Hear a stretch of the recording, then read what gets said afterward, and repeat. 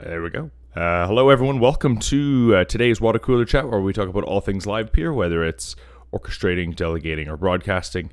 You can come ask some questions and get some answers.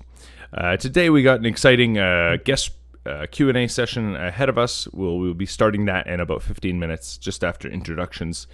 We have Evenm with us to tell us a little bit about who he is and his involvement with Livepeer. So first off, we'll start with introductions, and then we'll move in straight into the Q&A session and go from there. So I will start. I am TitanNode, been running the TitanNode Orchestrator / pool since April of 2021. And so today's topic for me is about Sao Paulo, the Brazil node, and people's expectations on that. I just launched my first Sao Paulo node last night, and I've added it to the pool and currently have one transcoder. So excited about that development, and then also the development of additional nodes coming on. So that would be my topic. So we'll move on to Pawn. Pawn, would you like to introduce yourself and a topic? Hi guys, I'm Pawn from Pawn Node. I don't have any specific topic. I'm just going to be listening in today. Very cool. Thank you for joining us, Pawn. Ben with Authority and All. Would you like to introduce yourself and a topic? Sure. Hey guys, I'm Ben. I run the Authority and All node. Been running it since November last year. No topic today, but also interested to talk about Sao Paulo. Very cool. Thank you for joining us, Ben. Papa Bear, would you like to introduce yourself and a topic? Yeah, I am Papa Bear. I am running the solar farm orchestrator, and I'm driving myself nuts here because I remember last night a topic came to me. I wrote it down, and for some reason, all I can find is what I need from the market. So I will keep looking through these notes here, and I'll try and find out what I wrote, or at least replay what I was doing last night, because I have no idea what it was. Very cool. Whenever you get that topic, feel free to jump in anytime and bring it up. So great to have you, Papa Bear. Thom with Livepeer, would you like to introduce yourself and a topic? Hey guys, I'm Thom. I run the video transcoding and network team at Livepeer. No specific topics this time. I just came to listen to what you're all talking about and hear Evan speak. Very cool. Thank you so much for joining us, Thom. Evan, I see you're with us. Obviously, we're going through introductions pretty quick today. Why don't you just start off with a quick introduction about yourself? Sure. Hey, I'm Evan. I am a senior analytics engineer is my title, but essentially I'm just doing everything data at Livepeer, from doing marketing data, but then also working with Subgraph and building some dashboards, all kinds of different things. Lots of working on a viewership API right now for Livepeer Studio. So yeah, happy to dig in more in a little bit. What have you got for me? Very cool. Excited to hear more about that.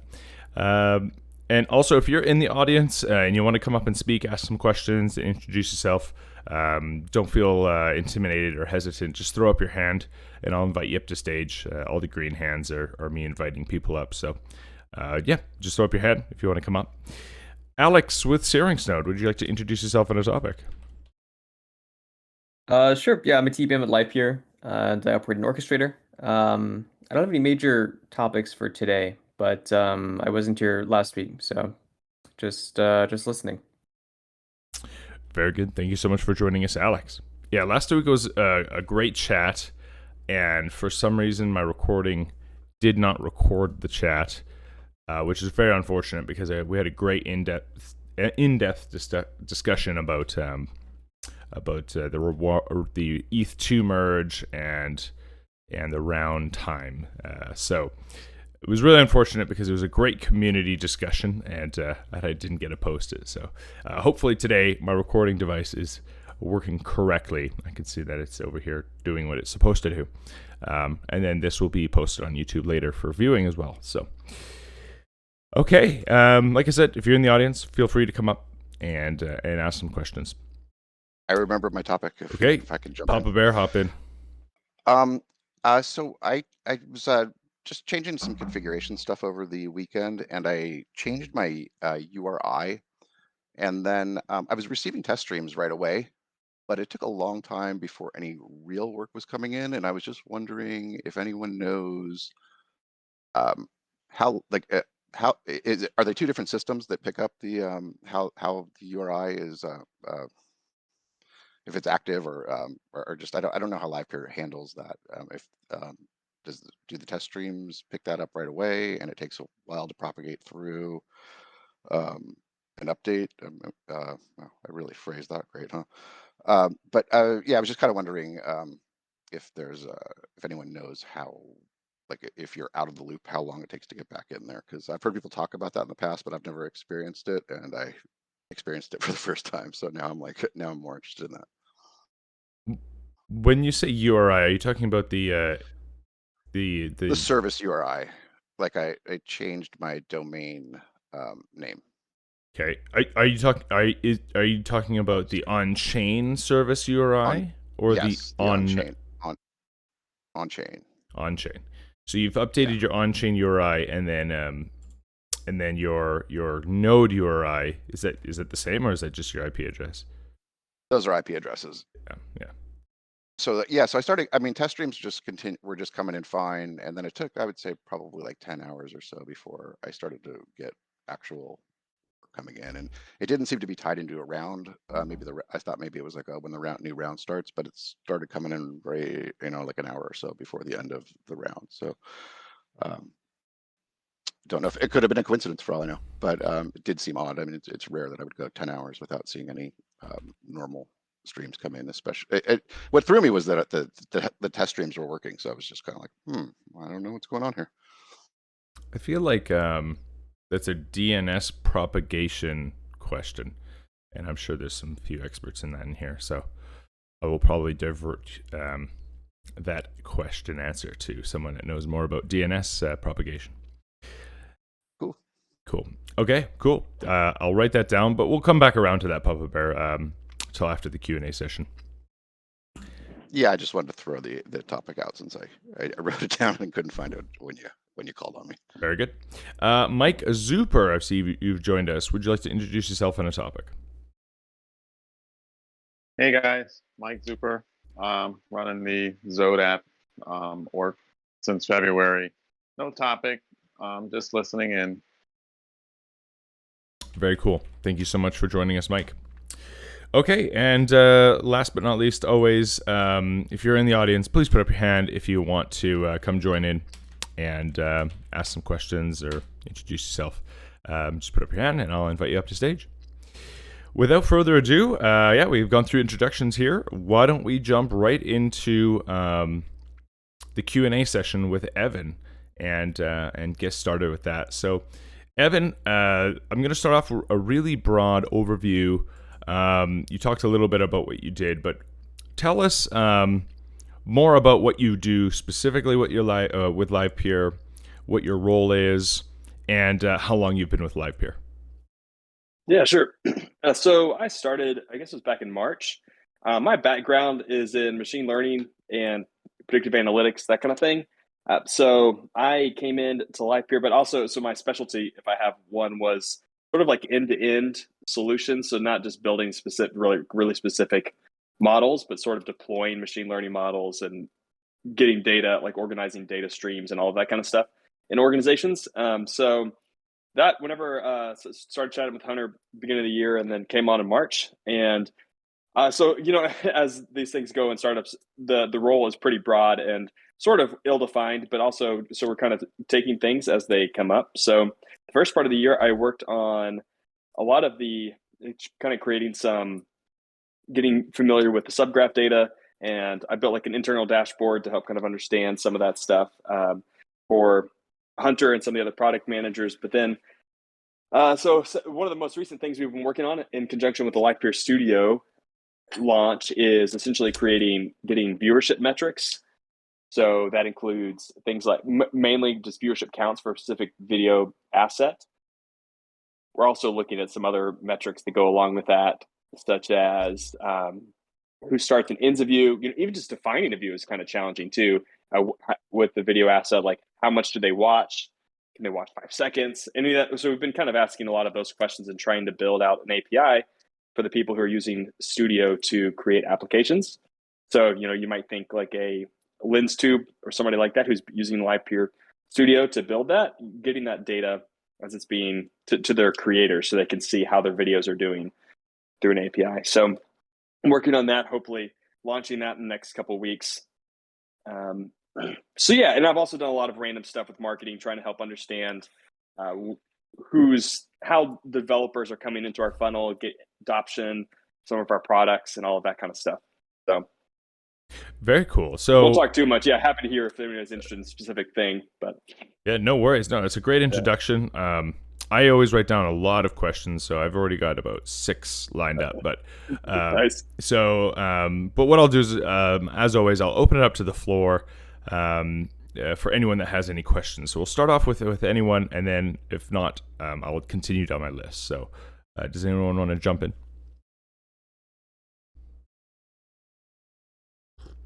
So Livepeer Studio more focuses on developers and the end users, right? Yeah. Okay. Yep.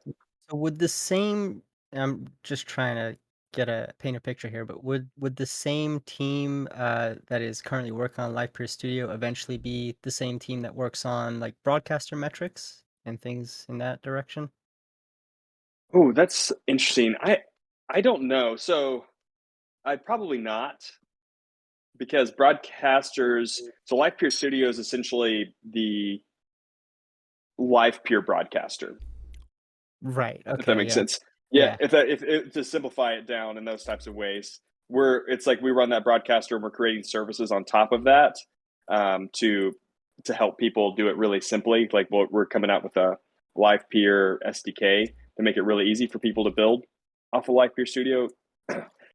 So broadcaster metrics are probably more network related. I haven't been a part of some of those conversations in a while, but it is interesting to think about those and just data more in general in the Web3 world. When that we don't, if someone just forks or clones the code and creates a broadcaster, some of those metrics aren't inherently shared with us as a corporation, right? As Livepeer Inc.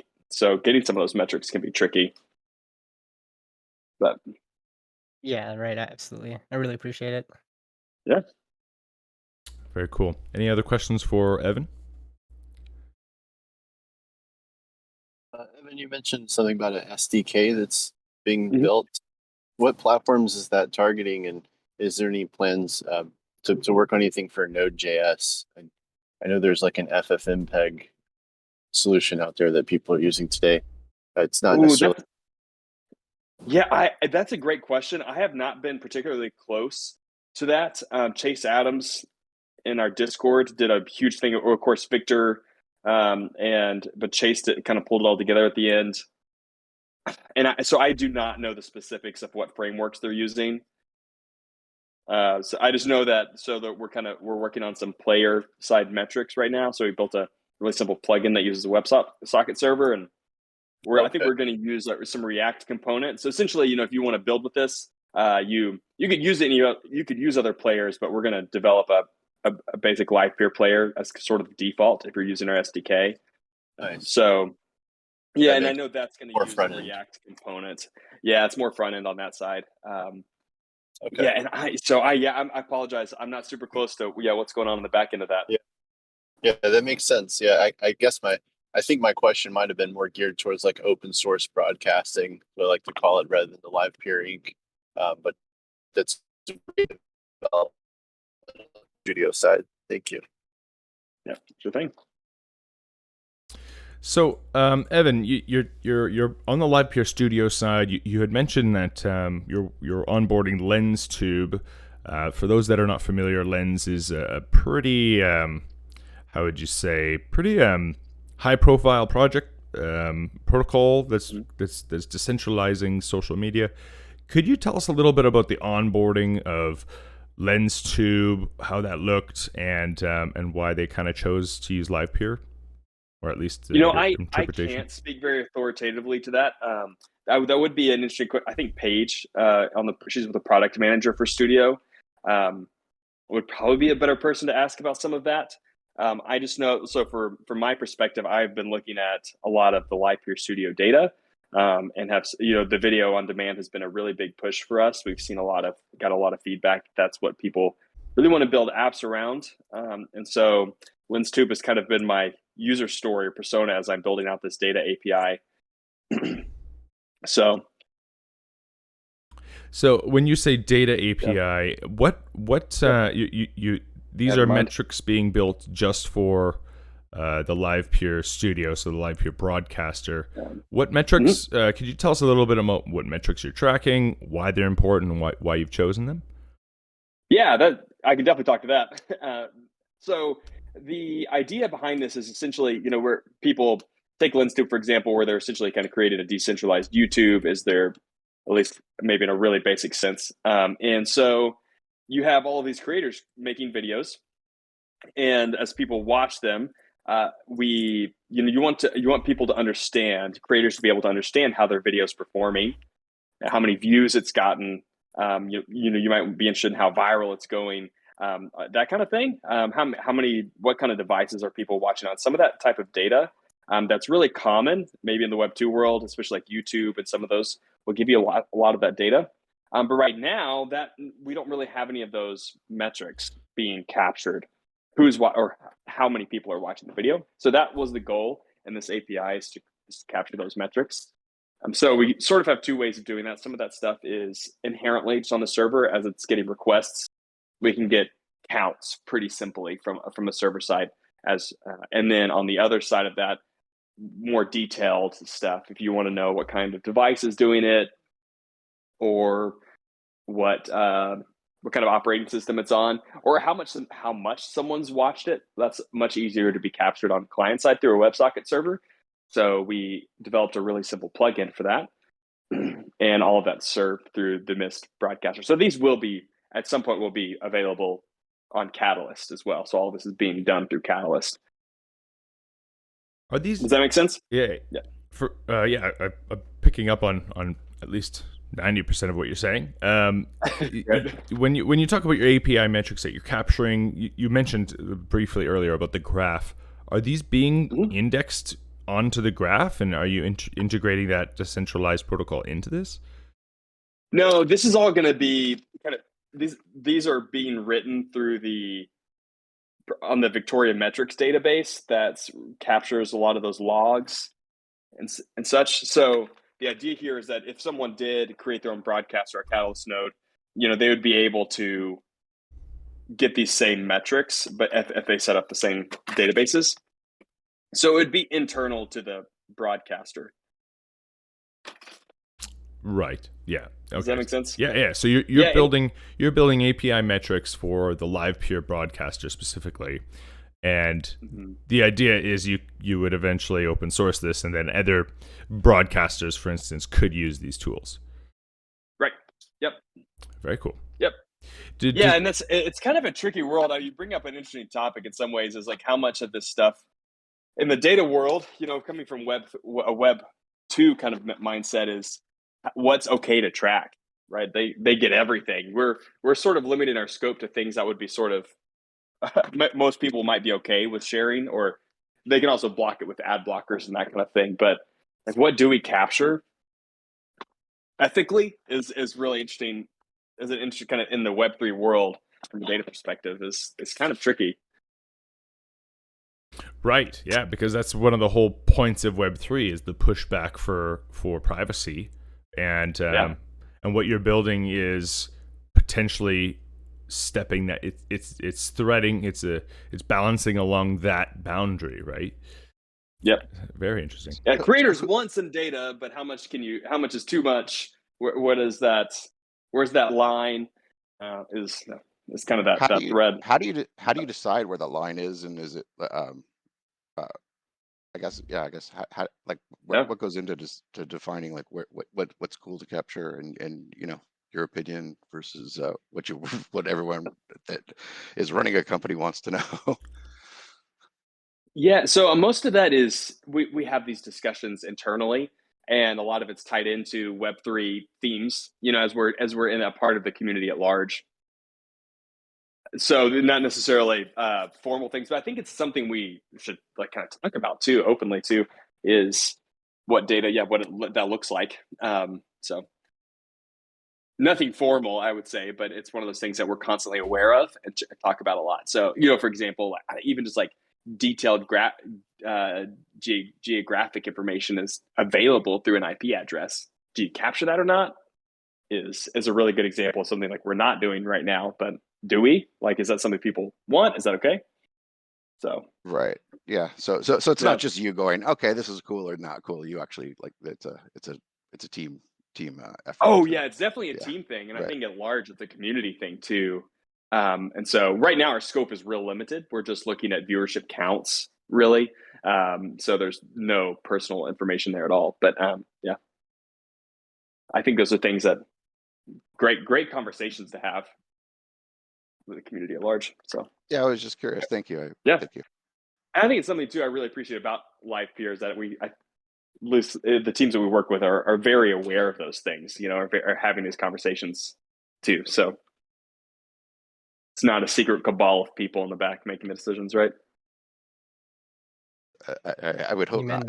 No, that's good. As a broadcaster on Livepeer Studio, would there be like a screen on the studio that would allow you to see a lot of this stuff summarized, or is it more like just a viewer count on the web player that you're putting together? Yeah, great question. Both. So if you're streaming through Livepeer Studio, your user account that'll be associated with your user, you'll have we're focused on video on demand to begin with. So every video will have a viewer count on it, and then also, but essentially we're just using our API to surface those. So you could turn around, and then if you were building an application, wanted to service it in your application, you could just use the same API we're using to get that API for your own application. Does that make sense? Yeah. Yeah. So it's in the dashboard if you're familiar with Livepeer Studio.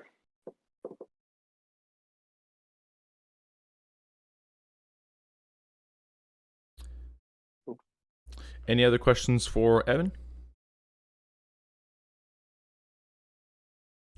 Great. So Evan, you talked about these Livepeer capture metrics. One of the questions I had, before we obviously got into the thick of things, is what's one of the biggest tasks or challenges you're currently working on? Is there something in particular that you're coming across that you find particularly difficult? I mean, some of the normal things, just trying to get resources internally to get some of the stuff done that every company faces. But that's a good question. Just that is probably the biggest thing we've been having trouble with is like, how do we have all of these competing interests and we're trying to get Catalyst updates out and those types of things, but then we're also trying to do some of these other things, and so they're all really cross-functional and just trying to get everything out so we can continue to improve what we have. And then one of the things we've been working with too is with the marketing team. We've been talking a lot about our developer funnel and really trying to capture where the developers are coming from and what sort of things that are the most effective for getting developers on board to Livepeer Studio. So we've been doing a lot of really some just somewhat basic information counts as we're trying to figure out what's the best funnel to understand how to get people on adoption for Livepeer Studio. Have you seen? Are you seeing? Sorry, go ahead. No, go ahead, Ben. All right, just a quick question. Are you seeing adoption just in general now, just based off the data that you have? Yeah, so we saw like some really strong adoption towards the beginning of the year. We found that it really tracks the overall market sentiment pretty strongly as people, as the market crashed, for lack of a better term. We definitely saw a drop off in adoption. It's still pretty steady, but we see these big spikes as around themes of excitement, as people are building apps and trying things out. I think we're starting to see some of the every now we're some of these more mature projects like LensTube and stuff as they're kind of past that just pure prototyping state and they're really developing things. So I've seen Doug talk about this too, but it does seem like there seems to be a pretty some of these more social media focused ones are becoming a little more developed in their focus. And so we have seen some of these larger accounts starting to become more fruitful rather than a lot of these hackathon ones. We'll see 100 people create accounts for hackathons and then they're active for 2 or 3 days and then disappear. But Right. That's cool. it's kind of it. Yeah. I think so.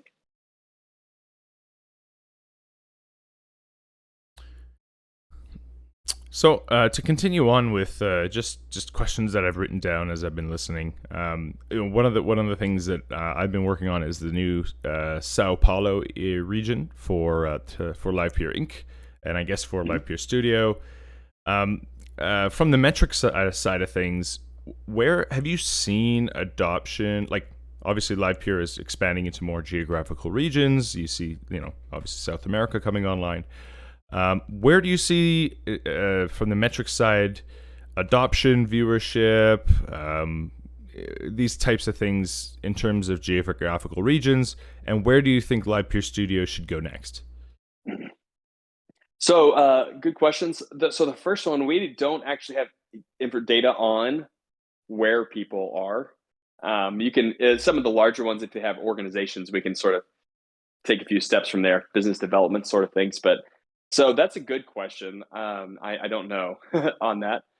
And so I think it will be interesting. Some of the multi-node stuff we'll be able to familiar with. I'm not overly familiar with it, but I think the way it works is that we'll be able to see how some of these ingest nodes are receiving traffic.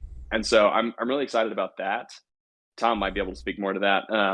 But I think it'll be cool to see if we can get some more information on how much traffic is going through the different nodes. That will probably be the best way to measure like adoption.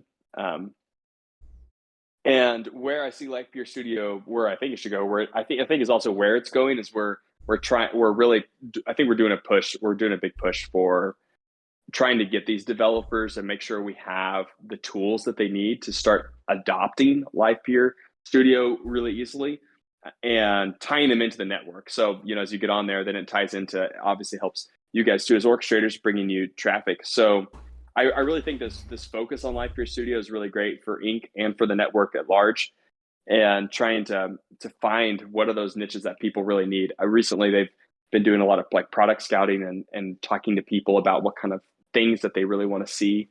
And I think doing that really strong product focus on who are the people developing on the network or on top of the network using Livepeer Studio, and trying to make sure we have the things that they need to do it as easily as possible and have the best quality experience that they can. I think the video on demand thing is a really great, our streaming is mature, and I think adding this video on demand will really make Livepeer Studio a good, well-rounded project. So, any questions for Evan from the community? Hey, I'm Zach. I don't have any questions, but I'm building Xenon using Livepeer, and just wanted to say that the team has been really helpful in providing some API information on the VODs and all that. So I appreciate you guys. Thanks, man. And we got some updates coming soon, so hopefully it'll get even better. Yeah, excited, and hearing that you guys are building in some APIs for viewer count is exciting for us, because we're logging that on our own backend, but it would be great to just grab it from Livepeer. Yeah, that's well. If you would send me a DM, I would love to get your thoughts on what you're currently doing, and what you guys might want to see too, especially for as we're kind of got an MVP coming out hopefully really soon, but then we're hoping to expand out beyond just viewership counts or whatever you guys are looking for. So sweet, will do. Definitely.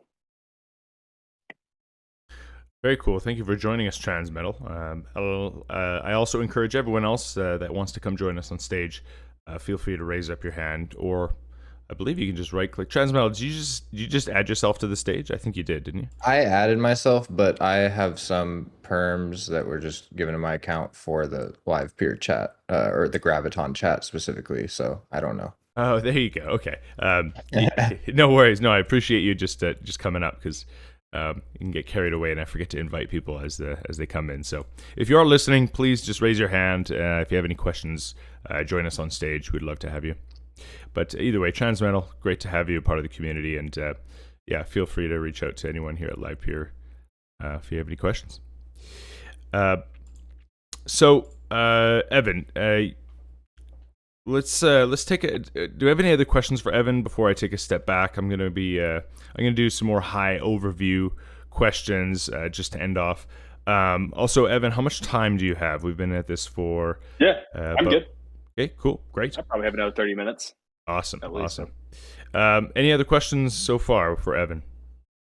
Yeah, sure. Here's another quick one. This may be a little out of scope, but do you know, or are you able to confirm that the streams that come into Livepeer Studio, are they being pushed to the public network, or are you guys sort of testing internally right now and using your own Right. transcoders? Yeah, my understanding is that they are, but yeah, I'm not super close to the network side of that, to be honest. Gotcha. Yeah, fair enough. Yeah, but my understanding is that they are. So Awesome.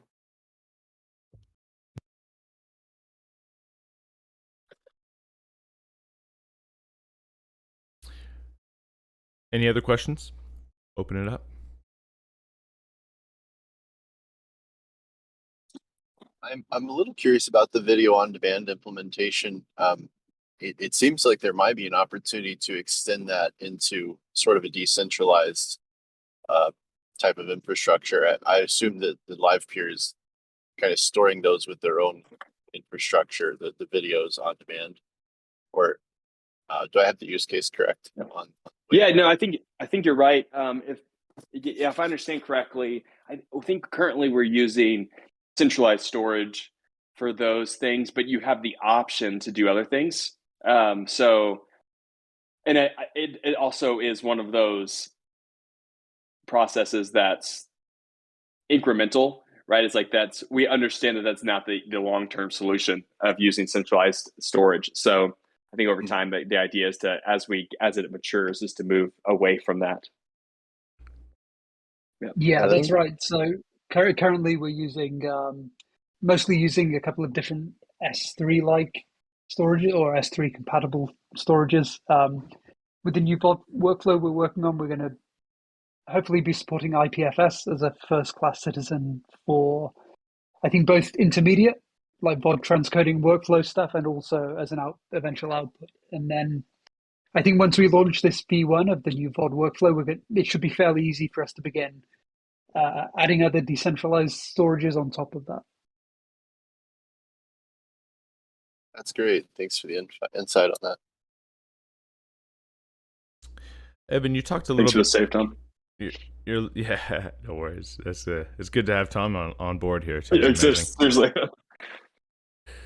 a double whammy. So you talked a little bit about the video on demand stuff. How much of your time is spent on the video demand stuff? Is it a big push, or is it just a side thing? Now, the last month or two, it's been Q3 that's been my primary focus. So I sort of take it as the model we're working towards with the data group inside of, which is just me at the moment, but is a 70-30, so 70% dedicated to a specific project or initiative, and then 30% taking on ad hoc data requests and that sort of thing. So I was just talking to Robbie with the investor marketing earlier about trying to understand some LPT metrics, just total staking amounts and wallets, that sort of, who's large wallets and that kind of stuff. But that was just a 20-minute conversation we had. So those types of conversations. So this one quarter has been that. I don't know what Q4 brings, but very cool. You say you're the guy doing this. Is Livepeer, for people watching online that are watching the recording, if somebody were interested in a job with Livepeer, working with you or something of this manner, what qualifications are you looking for, or what is needed on your team to continue achieving what you're trying to build out? Yeah, that's a great question. I've been giving it a lot of thought recently. Some of it just depends on what's available, how many people I could have on the team. But right now, what I'm really looking at would be really valuable to the data team is having a really strong data engineer. So I'm decent at it, but having someone that's what they do is optimize queries and builds infrastructure and what databases or protocols are best for what applications, some of that kind of stuff would be really valuable. I'm also have been doing a lot of really just basic data analytics work, so business analytics and stuff for the marketing team. So I'm hoping to sort of train someone in that off their team instead of me doing a lot of it. And yeah, so those are probably the two most primary things. I see it as there's a progression inside of data, inside of organizations, and you start off with really basic data engineering work, foundational sort of thing, and then you build up to descriptive analytics, which is describing what has happened. You move on to predictive analytics, which is trying to predict what will happen, and which is sort of the machine learning world. And then there's another stage called prescriptive analytics, and that's more like optimization and simulation, where you're trying to make optimal decisions based off what you've already done. So we're still in that, like the first two phases where we're building out really basic infrastructure, getting people tools or just data requests. My goal really is to just move Livepeer into a data-driven company, where we're using data to understand and make decisions in all aspects. So those are probably the two most vital things that would be great to have more help in, and move into those other phases soon, hopefully. I have like a very, very basic studio question, and I haven't used Studio a whole lot, but I have played around with it. And is it possible, just as a regular Studio user, to choose the bit rates you are transcoding to? Or did I just miss that section? Because I couldn't figure out a way to do that. I have no idea. Not gonna lie to you. Okay. Not gonna Okay. lead you in the wrong direction there. Not sure. Fair enough. Okay. Yeah, I think it should be. I think if you throw your question on Discord, someone from the studio team should be able to help you out. Sure. But my understanding is that it is. That you are able to, is your understanding? I mean, I'll ask, but I believe so, yeah. Okay. Yeah, I may have missed it. So thank you.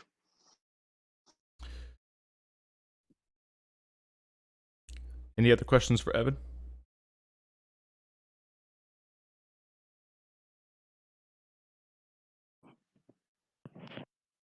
So Evan, I've got lots of questions. I always usually have lots of questions, so I'll continue down my list. Sounds great. There's this existential question about centralization versus decentralization, and this might not be in your scope or whatnot, but maybe I'd like to get your opinion on Livepeer Studio competing against other broadcasters that come in and want to build. Livepeer Studio, it would be somewhat of it's using decentralized transcoding on the back end, but you're going through a centralized medium, and I'm assuming the file storage and the CDN network for Livepeer Studio is internal with Livepeer Inc. What's your opinion on centralization of Livepeer Studio versus decentralization of lots of broadcasters building out their own metrics, and do you think this is a threat to Livepeer? Yeah, that is an interesting question. At some point, I think that what Livepeer Studio's goal is not to be like the dominant broadcaster. I think the goal is to really give the developers the tools that they need to easily start on and get into the Livepeer network and get started and develop on top of it. And I think we'll see that in some ways that's what you need. And I think the broadcaster, I'd be interested to hear. I haven't been a part of these broader conversations, but in some ways, like the broadcaster specific, lots of broadcasters is a much heavier lift to get started So the use case for that will always probably be really specific, or sort of that, having to get machines and everything, have the knowledge to build to get that going, will be really specific. So I don't see them as a threat or as sort of as the competition. I think they'll always be complementary. Is what Livepeer Studio is trying to do, and what the network of broadcasters is trying to do, will be only marginally overlapping. Is my take on it. Ask me again in 5 years. We'll see. I love it. Yeah. I'll keep going on. Obviously, people can butt in as they'd like. I'm going to go back a little bit, more broad overview. What were you doing before Livepeer, and when did you first hear about Livepeer? Great question. So I was actually working at Johnson & Johnson. I was working for their pharmaceutical branch called Janssen. Largely, so it's kind of a long story. But whenever the pandemic hit, it was a sort of a stopgap measure. To be honest, I really wanted to work remotely, and when the pandemic hit, and then I was just looking for something to not get me back to the office. And so this opportunity came up. But at that time, the whole time I was working there, I had been sort of following the Web3 world. And so I'd just been really intrigued by it, and also startups in general. I started, my first job was at a natural gas and utility company right out of graduate school. And I really enjoyed it because they're really far behind from a technology point of view. They're heavily regulated, so they can't do a lot of innovative things. So it kind of felt like I was in this environment where there's me and like a product manager, and we were trying to bring data science to this industry. And so it was really cool because it felt I was able to do exciting things, instead of just working on big legacy projects. And then after that, I started working for a consultant via Walmart. I live in Northwest Arkansas, where the Walmart headquarters is. And so I went from this fun, exciting environment to the biggest of the big. And I did that, and then I went to Janssen, and I really just despised the large corporate culture. I did not have a whole lot of fun there. So I was at the same time following the Web3 world, and was really intrigued by the applications, exactly all the things we're talking about, being able to decentralize and these applications and provide services in a totally different way. So I was really intrigued by that, and I was not aware of Livepeer until Hunter reached out to me on Angel List, and we started talking, and that was really where I was sold, because it was exactly what I was looking for. I wanted to work for a startup, a Web3 startup, and I wanted it to be really doing something, right? I wanted something with utility that was actually doing something. So it was a perfect fit. And I also wanted something back in that environment where I could really do a lot of different things and learn new things, but also be able to contribute by building out whole pipelines and not just working on, like at Johnson & Johnson, I was working on these applications along with 10 other people, and they're just really boring, in my opinion. So. Yeah, so you came from a big corporate world. You wanted to move into something, again, smaller, more exciting. Livepeer reached out to you for your, I guess, I'm not sure what Angel List is. Is that like a headhunting? So like Angel List, or like it's I don't know, it's like a startup environment. So yeah, it's angel.co, I think is what it is. So you can find jobs inside of startups or smaller companies. It's what it's in, or if you have a startup, you can, find a co-founder, stuff like that. But they also send out, they do like startup or like venture capital, world news, that sort of thing. So it's angel.co is their website, but it's specific for startup. That's niche. Very cool. So. And then from there, you discovered Livepeer, and you decided it would be a fit because they're trying to build something of substance, trying to build, solve a real world problem, rather than working on the next pump and dump Dogecoin. Is kind of what you're saying. Yeah. I was trying to be a little more tactical, but yeah, you got it. Yeah, I'm not very tactical in this water cooler chat. This is a water cooler chat, by the way. It's not.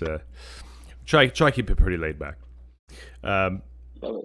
So that's very cool. Does anyone have any questions on that or opinions on that they want to share?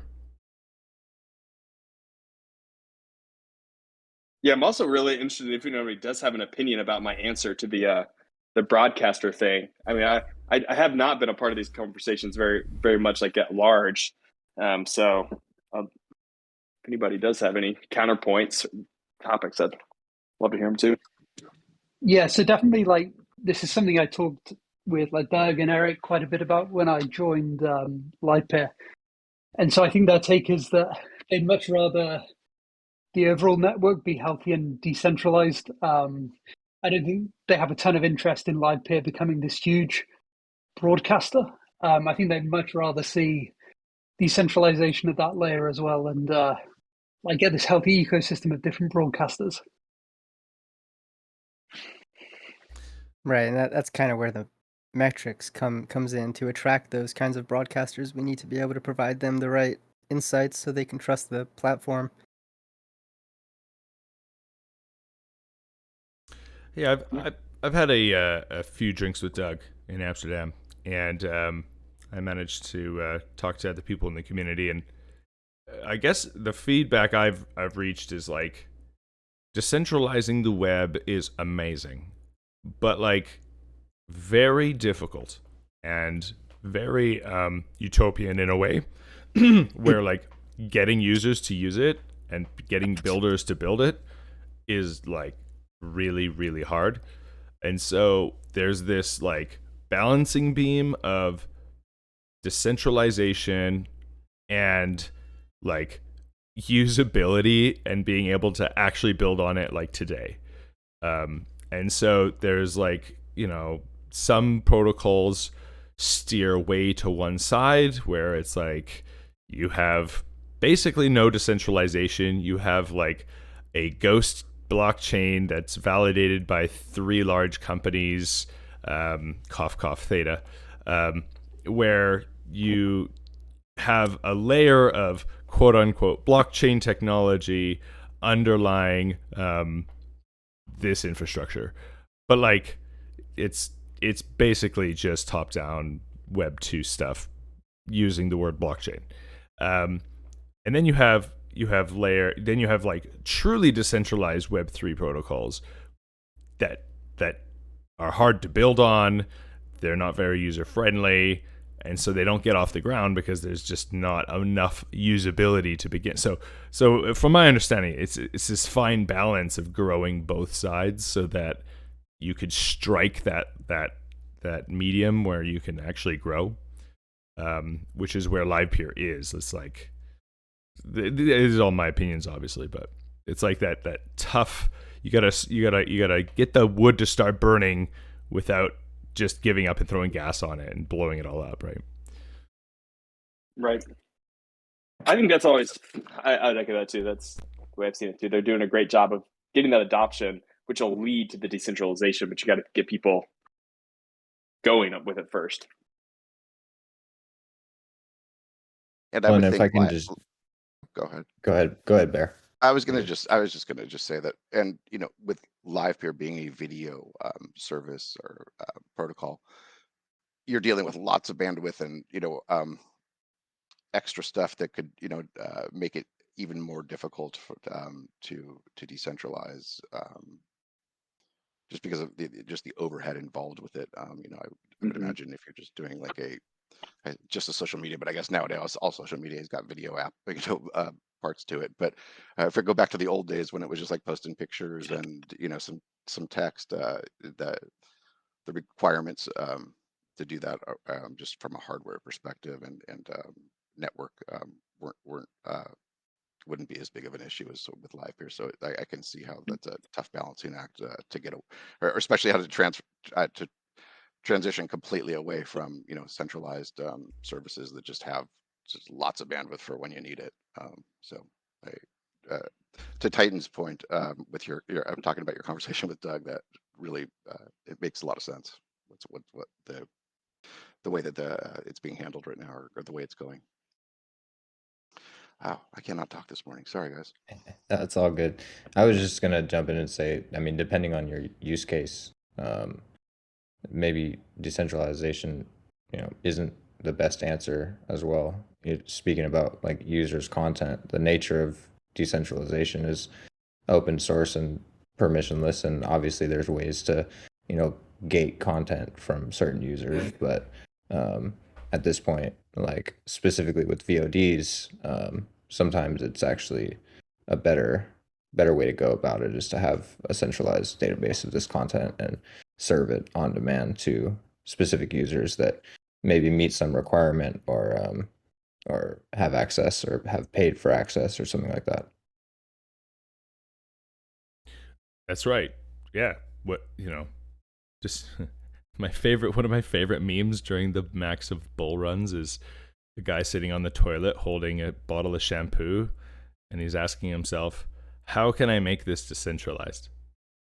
And it's like, how do I decentralize a bottle of shampoo? Like, it's like, wait, not everything needs to be decentralized, guys, right? Like, it's Right. I think that, in my opinion, it's more the financials that kind of need to be decentralized. And because there's transparency, and an economy with complete transparency is a good one, in my opinion. But for other things, it can or can't be a good thing.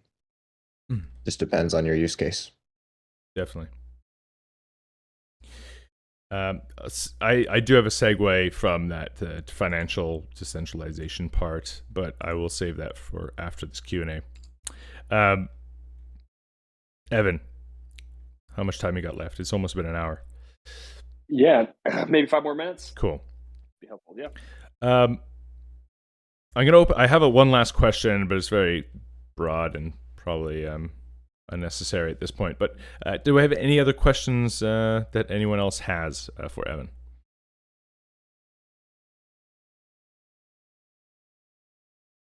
Cool. Well, I'll ask it right here, right now. Evan, what is, and I've asked almost everyone on this water cooler, and it's a very tough question, and you don't have to answer it in full because it takes a while to think about. What is your opinion of Web3 going forward? And yeah, that's basically it. Yeah, that is very broad. Oh yeah, the question is, what's your opinion of Web3? What is your definition of Web3? I can't remember how I asked it. What is your definition of Web3, and what's your timeline for adoption? Something along those lines. But yeah, go ahead, have fun with that one. Yeah. He said he only has 5 minutes, and you're going to lay him. Yeah. Lay that on him. I feel like the definition is even just. I guess colloquially, whenever I think about Web3, I think about decentralization. So I am most interested in Web3 applications. It's maybe a way to think of it to what I'm interested in versus what I find. I could go on forever about all the different facets of it. So I'm most interested in Web3 applications, computation, whether it's computation or storage, and the way that it can interact, really create and build things. And so I am compelled by the idea that that we can change the way the internet works based off of that. Timelines to adoption is tricky. I really don't have any idea, because I thought some ways that we'd be further along, but I guess it also sort of makes sense too. But I don't know, because there's also a lot of like macro social things going on too with just the way that these large companies, Google and Amazon and Microsoft, control so much of the internet. And so it's really how much, which is a lot of this kind of flies in the face of their business models. So yeah, it's really hard to tell with how much control we really have over a lot of this. But I think that as protocols like Livepeer begin to come into the world, I think that what's really important is that there's sort of the premise that Livepeer can transcode so much cheaper than you can use Amazon, and so AWS, and so those types of things are really compelling. And I think at this point, it's just hard to people to really understand what it is. So I think there's an element that as we've gone through this crash over the last few months and we've seen some of the excitement die down, I don't really mourn that too much because I see it as it's becoming more normal. And so I think as some of these things become a little less buzzwordy and a little more just normal applications, normal options for you as a developer as you're beginning to do things, is a big win for us as a community and as a movement. So I think over the next few years, we'll see more and more of these. For example, I just heard of Fleek.co.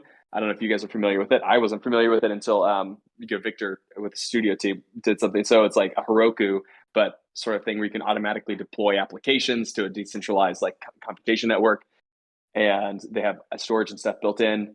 And it was a really great product. Like it looks like a good mature product. And that was really cool because as a developer, if I wanted to do something, even just a fun project or something, I now have a good alternative to Heroku, and just that, if it performs the same and we get those sort of things. So those are the things I'm most interested in. And I think over the next 3 to 5 years, I think we'll see a lot of those solutions become more really good, valid options. And so I really love Livepeer, obviously, for the, I think we'll begin to see these types of things really become more mainstream. Instead of doing video through AWS, you'll have Livepeer as a great option to use that for. So I don't know if that answered your question, but really excited about it. It's not really like a question to answer as much as it's a brainstorming session that I like. General thoughts about the community. Yeah, because it's great to have people dive into more of their understanding of the world and what they see, what their perspective is, and you're probably our, like, I don't know, maybe 6th or 7th guest, and everyone has interesting opinions on the final question. So thank you so much for taking the time to answer it. Before we let you go, I just want to thank you so much for taking the time out of your day to come and to join us, to answer some questions and put you on the hot spot, to let us ask questions about all things Livepeer. So again, thank you so much for joining us, and feel free to stick around, but either way, thank you. Cool. Yeah, feel free to hit me up on Discord if you guys have any other questions. Happy to be a part of the community. So thanks for having me. Cheers. Thanks, Evan.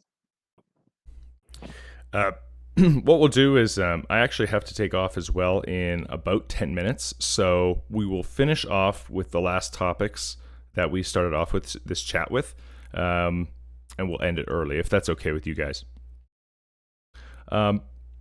So first, I'll just do a quick introduction of the people who have joined us, because it's always good to see who's in the community and wants to join us on stage. So we have 3 new people. Ansla Yu, 3. Would you like to introduce yourself? I know I put you on the spot, but figured I'd just see, basically who you are and what your involvement is with Livepeer. Might be AFK. Transmetal, you want to introduce yourself? Sure. My name's Zach. I work with Graviton, and we're building a live streaming product called Xenon on top of Arbitrum, and using Livepeer, of course. And we have a beta testing environment going live in the next month or 2. So if you're in this Discord, which obviously you are, I'll probably be dropping a testing form to fill out if you're interested in trying it out. Very cool. Yeah, I'll be happy to check it out. I'm sure a lot of orchestrators would as well. Very cool. Thank you so much for joining us, Transmetal. X Factor, would you like to introduce yourself?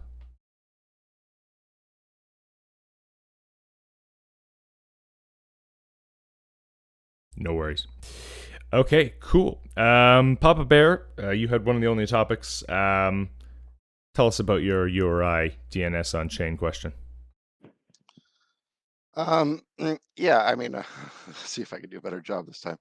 Basically, I just had switched my URI during some testing I was doing over the weekend, and it I immediately was receiving test streams. Like the next test stream that came in, and the one after that came in, and that was all working fine. But I wasn't receiving any real jobs during. I think it was like eight plus hours or something like that. So I was just curious if I mean if anyone knows how long or what like, I guess just what how it works, like when you change your URI, your on-chain URI. Like how does Livepeer deal with that? Does it take a while before that gets to Livepeer? Because I mean, obviously the DNS was working because the test streams couldn't come through if DNS wasn't picked up. So I was just wondering if they're two different systems, or is there some kind of a waiting period penalty for changing something? I don't know if anyone in here works on that part of the code or has looked into that, but So really just a curiosity thing. I mean, it's all back to normal now, but I'll take a whack at it. I think what happened. sure. So when you update your DNS, it has to propagate through all the machines in the network, right? And so your time to live, was it like 60 seconds, 1 second? Yeah, 60 seconds I use. Yeah. So the idea, I don't know exactly how that works, but the point is like it takes a long time for the DNS record to get updated on all the machines, up to 48 hours. And what happens is it hits some machines before it hits other machines. And so what happens is the Livepeer node in Los Angeles, Los Angeles gets updated first, but the one in New York doesn't. And so all of a sudden the stream comes through LA and it goes to its correct direction, and the node in New York doesn't because it hasn't been updated yet. And that can be true for the stream testers as well, because they might be on different machines. So what'll happen is the stream testers will get the updated DNS settings, but the nodes won't. And so it just becomes this really wonky 48 hours while it's propagating through the network and hitting all the different machines. Just to try and clear that up, you didn't change your actual DNS, right? You just changed your port. Oh, Papa that's Bear. true. Yeah, I actually did just change the port of it, So if but you yeah. only change the port, the DNS portion of it shouldn't have to do anything new. All right, so it would all be on Livepeer's side. If everything else stayed the same, no URLs were changed, all you're doing is changing the service port. Oh, That sounds like it's more on Livepeer's end. you Yeah, just and I mean, like, I ran it through like all those DNS, testing, things, and like, it was like immediately everything was. Oh, well, it doesn't show the port, but yeah, everything, I guess, yeah, I only changed the port, so that obviously that stuff was all fine and showing all the right, IP addresses that everything was resolving to. But so I think Ben actually Ben actually explained what happened to me better Yeah. than I did. I think you disregard everything I said. You updated the port on chain. Yeah, that's what I just changed the port on chain so I could test some stuff and not screw with my other setup. And then you've updated all your ports on all your nodes. Yeah. It was like, okay, let's do this now. Go, go, go, go, go. Yeah, and you Uh, got the test streams, right? And I've seen this happen as well. You mess with something on chain that like connects to your node, and you just don't get work for a while. The timing never seems to be exact. Sometimes it's 4 hours, sometimes it's a lot longer. And there's nothing that anyone has found that I know that clearly states that there's like a blacklist or something when you change, or if you just need to wait, or why that is. I'd be really yeah, I don't curious get to the know. feeling it's a blacklist personally. I mean, I don't think that's what it is. But then again, I don't know, like, when you get when there's a stream coming through and you get like every so often, like in the logs, verified true, trusted true, or I forget if the exact terms. I mean, like the first streams that started coming in, like it was, that was my status. So I don't know if that's actually being used or if that matters at all. But my guess is if you were like somehow blacklisted or something, you may not be considered a trusted orchestrator, but that didn't seem to be the case. If that's actually being used right now, or if I just don't know, because I've never seen it not say trusted and verified. Sorry, But sir. yeah, I mean, I guess at this point, no one here really knows the answer, so we can move along. We don't need to. Yeah, as long as you've updated it on chain, every discovery request collects your on-chain service URI and sends out the discovery request there. So it should be immediate.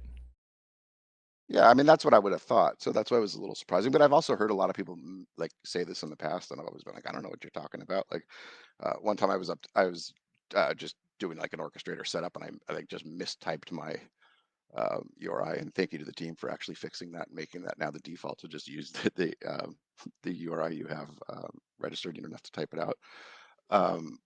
So and like once I realized, actually, I don't know if Frank's here, but Frank actually realized that I mistyped my my URI one time, and I fixed it. And, like, work started coming in right away. So again, it could have just been like bad timing kind of thing, or good timing on the other one. But it's not a huge deal. It was just more of a curiosity thing. Bada boom. I have no idea. Fair enough. Yeah, that is interesting though, and yeah, I have seen people reporting the same thing before. I'll get in touch with the blockchain team and just start pulling at this thread and see if there's anything obvious people know. I think, yeah, as you said, it's definitely not an intentional blacklisting. So yeah, I'd be interested to know and I as didn't well. think it was that either. I did, just for the record, I don't think I don't Yeah, that was bad subscribe to terminology that on theory. my part. No, but I think a lot of people do have. I mean, I've seen like things that at least allude to that, and I've always been like, I really don't think so. Like I've heard I've heard a lot of times, even this is not really related, but like where people like they lose all their streams and then they say it takes a long time to get them back. I don't see that as and then they feel like they got blacklisted because they dropped a bunch of streams, but I haven't seen that myself. So I'm not a big subscriber to the blacklisted theory, or maybe if you do some really bad stuff, but I haven't seen it Well, personally. Yanin has said that certain behavior will result in a blacklist for the Livepeer broadcaster. That's a reply in a thread somewhere. And I would actually hope so if it's like egregious behavior, but I would think Yeah. for just like something that's like, you dropped a stream, that's kind of what Livepeer. I mean, maybe if you continually are dropping streams and you can't transcode in real time, but so I take it back. I guess there is a blacklist, but I don't think for like a lot of the things that I've seen people attribute it to in Discord is really coming into play as much as I see it posted. But maybe I don't know. I'm just one data point. All right, friends, I have to take off. Does anyone want to continue? We've gone through every topic, so what I'll do is I will end it here a little early today, as I have to go. So sorry about that if you wanted to keep going, but we got through our Q&A, which was really amazing. Thank you again, Evan, for coming. What I'll do is end it here. Thank you all for coming, and we will see you all next week. Cheers. Awesome. Thanks, guys.